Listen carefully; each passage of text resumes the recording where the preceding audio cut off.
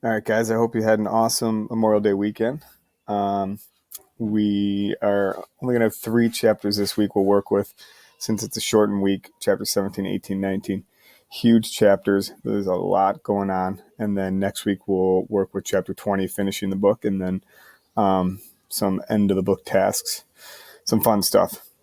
So these chapters are great. A lot happens. It's some ups, some downs, some big moments. So if you remember where we left off, the chapter title today is A Men's Journey, because in the last chapter, Stephen's mom ends up getting sick. So they know she can't take Jeffrey to his appointments. So it looks like not only his dad, but Stephen's going to go along as well. So a men's journey. As it turned out, my dad and I were both going to Philadelphia with Jeffrey. My mom couldn't take care of me at home and be violently sick at the same time. My grandparents were away, so the Rents couldn't dump me with them again. Of course, Jeffrey was thrilled. Wow, Stephen, we're going on a men's journey tomorrow. Me, you, Daddy, this is going to be great. Wait till my methotrexate drip starts. We'll get to watch Shrek and Peter Pan right in a row if we want. And then we'll say my stomach hurts and we'll both get jello. And you can ride a real wheelchair. And then you can come to the play therapy with me. And if you want, you can go to the cafeteria during my Christine push if the throwing up will bother you. I'll try to be brave, though. I promise. Do you think we could play cards while we wait for my MLA to work? I love Go Fish. That's what Mama usually plays with me. Do you know how to play it? Meanwhile, my mom was upstairs, taking a break from hurling so she could brief my dad. Okay, honey, make sure they give the MLA cream as soon as you get there. Remember, it takes an hour to numb his skin completely, so you have to get it on there right away. Jeffrey likes if you spray it over his port yourself, but don't forget to warm it between your hands first so it won't be cold on his skin. Then they'll flush the port and do the blood work. Jeffrey doesn't mind seeing the blood drawn, but you might want to send Stephen on an errand so he won't have to look at it. He hated watching them access Jeffrey's port at the emergency room that time. Oh, what's next? The oncologist will probably come in and ask you some questions before we start the methotrexate. I'll write a note tonight. You can basically tell him that Jeffrey hasn't been vomiting as much, and his CNS seems fine. He'll know what that means. Oh, I forgot. If it's Dr. Arena, hold Jeffrey's hand. Jeffrey's afraid of him. If it's Dr. Moses, you're okay. He's Jeffrey's favorite. Speaking of favorites, Jeffrey loves the snow cones from the third floor lounge. He swears they taste better than the ones on his floor. After a head swimming 20 minutes on this, my mom had to run back into the bathroom. But even then, you could faintly hear her. And tell Dr. Moses to call Dr. Puro as soon as the CBCs come down. Dr. Puro has a question about the Lecorvin dosage. Then she had to stop giving orders for a while as sickness overcame her. It was going to be a long few days for all of us. Hours later, as I was laying in bed, I realized that my dad still hadn't given a final ruling on the benefit concert. Then I started thinking about the bills, about what I would see the next day at the hospital, and about the schoolwork I would miss by being absent. Needless to say, it took hours to fall asleep. When I finally did, I had the dream. As always, I woke up screaming. But this was even worse than usual because my mom was sick. She didn't come rushing in.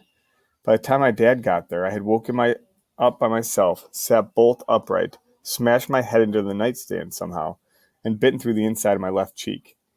I looked at my alarm clock, which was now blinking upside down on the floor. 229, 229, 229. As my father patted me awkwardly on my sweat-drenched back, and my breathing slowed down to near normal, I thought, well, I might be gushing blood, but at least I can get a few more hours of sleep. Then my dad leaned over, flipped the clock, and put it back on the table. That was when I realized it was really 6:22. Not only was it too late to get more sleep, it was too late, period. The day had started with a bang and a whimper. Before I knew it, my father Jeffrey and I were all bundled into the car, along with my school books for studying, my sticks and practice pad, and extra clothes for all of us. Naturally, in the rush, we had forgotten something major, but we didn't know it yet. Dad was just trying to handle the pages and pages of notes my mom had heroically composed in the midst of her own bout of illness. Jeffrey was working on balancing a cup of juice and a Go-Gurt while eating breakfast in his booster seat, and I was sucking on an ice cube in a sad attempt to stop the bleeding from my gouged cheek. I hope that none of the neighbors were watching this scene. The obviously sick lady swaying on the lawn in an old bathrobe, waving goodbye to the unshaven guy with the misbuttoned dress shirt, who was driving two bald kids while one of them was intermittently spitting blood out the passenger window. Other than our chaos, it was so quiet on the block you could almost hear the tick, tick, tick, tick of the property values dropping as passerby took in the tableau of horror. When we were about a mile from home, my dad noticed that the fuel light on the dashboard was blinking, so we stopped to get gas. I pumped while my father ran into the station to get a cup of coffee, so he could spill it on himself pulling out of the lot. Then, just as we started down on the ramp for the highway, Jeffrey shouted, "I forgot Matt Medic! I forgot Matt Medic!" Sorry, Jeff, I don't have time to turn us around. As it is, we're barely going to have time to spread the ookla cream on your port in time. It's Emla, Dad, but I need Matt Medic. He helps to keep the bad blast from coming back. I need him. Not today, Jeffrey. But, Dad. The car lurched and veered into the driving lane in what might optimistically be referred to as a close merge. My dad replied through those famous clenched teeth, "Don't but dad me right now, okay? I'm trying to drive in traffic. We're late. I got about 3 hours of sleep. I haven't shaved. I have no idea what I'm doing. And I'm sitting in a puddle of boiling hot coffee." A year ago, Jeffrey would have been good for about another half hour of whining. But now, he just sat back with a sigh and sipped his juice. After a while, he assigned me the job for the duration. "Stephen, it looks like Matt Medic is out of action. You have a new mission." I slurred back while desperately trying to avoid having my teeth touch the gaping hole in my cheek. "What is it, buddy?" "Keep me brave, please. Keep me brave." Then he finished his little meal and fell asleep. Just like that, I stared out the window and wondered why Jeffrey thought I, of all people, was somehow qualified to keep him brave. You'd think his first choice might be somebody who didn't wake up crying in a pool of sweat every other day. Or perhaps somebody who could sleep through the night in a soft bed without injuring himself. On the other hand, I suppose his first choice was actually an inanimate, injection molded plastic figurine. And as a second choice, I guess I would have to do. As we approached the hospital, we drove through the campus of the University of Pennsylvania. It was beautiful. Spring was just getting in gear, and there were happy college students walking everywhere in jeans and t-shirts and sweaters with shorts, miniskirts. Despite the early hour, I even saw a group of guys playing frisbee. I thought how weird it was for Jeffrey to be driving past all these carefree people who had it made, on his way to fight the 27th installment of a life and death battle against cancer. Good thing I was around to cheer my brother up with a positive outlook, huh? We parked, and Jeffrey guided my father through the check-in procedure. Then he led us upstairs to his floor. I paused for a minute in front of a set of double doors. I had imagined and feared the sights beyond them for months on end, but now it was time to face them. We pushed them and stepped into Baldville, USA. There were sick kids everywhere, walking with IV poles, playing games, lying in beds, watching TV, sleeping. I had known I'd see a lot of hairless little Jeffreys there, but there were kids of all ages. Some were older than me. Some were probably in grade school and a few more infants, which made me catch my breath. Some seemed healthier than Jeffrey, and others were in bad shape, such bad shape that they had to be pushed around in wheelchairs. There were a lot of family members too, but my eyes kept being drawn back to the patients. I was especially shaken by the sight of a girl who was probably my age. She was leaning against the wall in a robe, talking on a cell phone, even though you weren't supposed to use cell phones in the hospital. Her hair was almost gone, and her body was just a wisp. But you could tell she had been gorgeous before the cancer. I hoped she'd be gorgeous again. She looked over at me with these pale blue eyes that you could tell had a lot going on behind them. I looked away and hurried to catch up to Jeffrey. while my while my father and Jeffrey were getting set up in the room, I kind of hovered near the door. A friendly-looking youngish lady came up to me. Her name tag said Andrea McDermott, Child Life Specialist. She started right into a conversation. A little overwhelming, isn't it? "I'm Mandy. You must be Jeffrey's brother, Stephen. He talks about you all the time. He's a brave little guy." "You know him?" "Yes, I check in on him every week. Sometimes I get him into art class or story time or game hour. Other times we just talk or play cards." "Go fish, right?" "Yep. I guess he enlists you to play too. Listen, you probably have about an hour and a half before Jeffrey's ready for treatment. Would you like to visit the chapel?" Why?" "Well, your mother spends a lot of time there. whenever Jeffrey's asleep or occupied, so I thought you might want to also. Mom prays for Jeffrey? Of course Mom would pray for Jeffrey, but somehow it hadn't occurred to me that she had a whole routine for it. No thanks, I think I'll stick around in case my brother needs me. Okay, I'm glad to finally meet you. Jeffrey thinks the world of you, and I can see why. The morning was like that. Hang around, stare at people, distract Jeffrey for a while, meet random new people who know all about my brother, stare some more. The amazing thing was how comfortable Jeffrey was there. I mean, it seemed like a very nice place, and I was glad so many people cared about him, but I couldn't imagine feeling that at home in a cancer ward.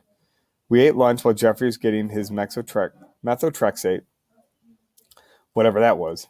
Evidently, this medicine was going to drip into him for 24 hours, and then they'd give him the other drugs to minimize the poisoning he would get from this drug. Anyway, after lunch, my dad went to talk with the doctors. Jeffrey and I were watching Shrek on video when all of a sudden an alarm started clanging away. I must have jumped about a foot, but Jeffrey barely blinked. Jeffrey, what's that? Is there a fire? Should I get you out of here? He didn't even look away from the TV. It's just a code, Stephen. It happens all the time. A code? Wasn't that like on those TV hospital shows when somebody just then a whole squadron of medical people ran by the open door carrying all sorts of equipment and shouting directions at each other? I was sure then a code was when a patient's heart stopped. All those doctors and nurses were charging down the hall to try and jumpstart a child's heart. And Jeffrey saw this so often that it didn't even tear him away from his movie. This part always kind of gets me. I mean, most kids, I know my own kids, I'm sure you guys, if you heard that in the hospital, it'd probably be scary. People, doctors and nurses running all over the place. For him, it's not scary because he's so used to it, which is super, super sad to me that actual kids have to live like this. The day went on with unlikely combination of boredom, anxiety, and bland food that you only find in hospitals. By early evening, as Jeffrey was dozing off and my father was talking with yet another medical person about something, I couldn't stand to be sitting in the room anymore. I grabbed my sticks and pad and set out in search of a private place to practice. In a hidden little alcove at the very end of the hall, I found a tiny room with washers and dryers. I guess it was there so families could do their laundry during long stays, but I had my own mission going on. I sat on top of the washer, but put the pad on top of the dryer, hooked the door shut with an outstretched foot, and started running through my rudiments. It felt great to be concentrating on myself again, and the mindless repetition was relaxing. I must have played for about 45 minutes nonstop. Then somebody banged on the door, which startled the heck out of me. I half jumped, half fell off the washing machine. As I reached for the door, I dropped my sticks with a massive clatter. At the same moment, I realized I had once again bitten my cheek in the exact same place, and that it was bleeding like a stuck pig. I swung the door open with a semi-angry, "What?" Guess who was standing there, looking somewhat taken aback by the blood-drooling, shaved-headed madman in the closet. The girl I had seen that morning.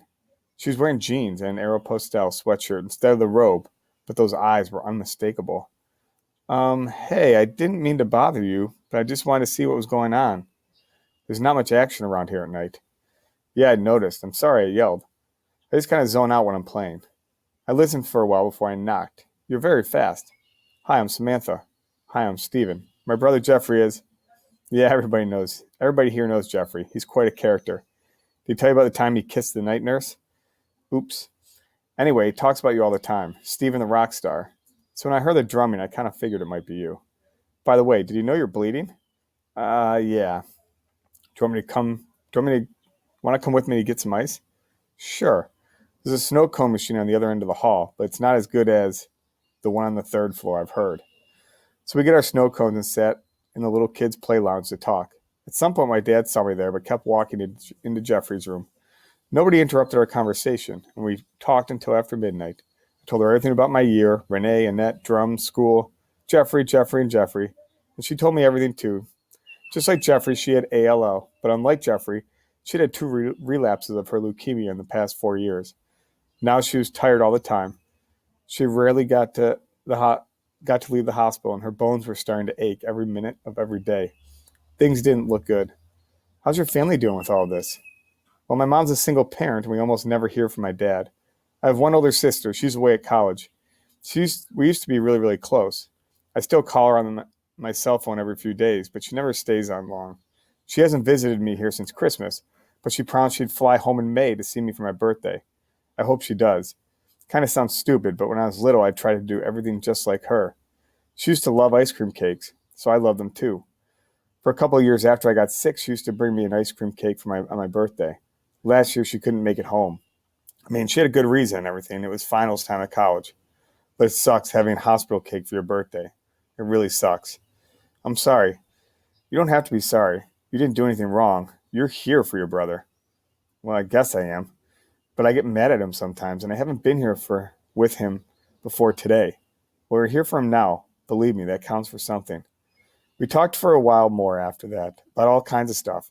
Music, the opposite sexes, school, although she has been absent for months and had switched over to a tutor at the hospital. Family. It's funny. I always think my life is so massively boring, but she wanted to know every little detail. It's like she was so hungry for a normal 8th grader's experience that she needed to drink in mine. Every once in a while, especially as it got later and later, her last dose of painkillers wore off, she would flinch for a second, but her eyes never lost the intensity I had noticed earlier. At some point, we both got really sleepy, but nobody wanted to take a break. Nobody wanted to break the spell that encircled our little couch amid the rainbow-colored animals and crayon boxes. Finally, a nurse came in to give Samantha a cup full of pills, and things changed. When the nurse walked back out, the mood had vanished, and we were just two bald kids on a sofa. We started the whole, look at the time thing that grown-ups always do when they're breaking away from an awkward encounter at the supermarket. Before we went our separate ways, though, Samantha had one more thing to tell me. Stay with your brother, Stephen. Stay with him. No matter what, do you promise? What was I going to do? I promised. As Samantha turned to start her slow walk back to her room, I had a last idea. I ran after her, told her to wait right there, charged down the hallway to the laundry room, got my drum stuff, and galloped back. Here, Sam, I want you to have these sticks. They're my favorite pair for practicing. Pro Mark 5A hickory with nylon tips. Keep them, and maybe I can give you lessons when I come down. Would that be cool? Stephen, thank you. That'd be great. Happy early birthday, Samantha. Happy early birthday, Samantha. So more of Stephen showing how selfless he's becoming. Just meeting this girl and giving his favorite practice sticks. She's also teaching him a lesson, making him realize that he needs to be there for Jeffrey, and showing that through the story of her sister not really being there for her. So chapter 18 next. See you guys later.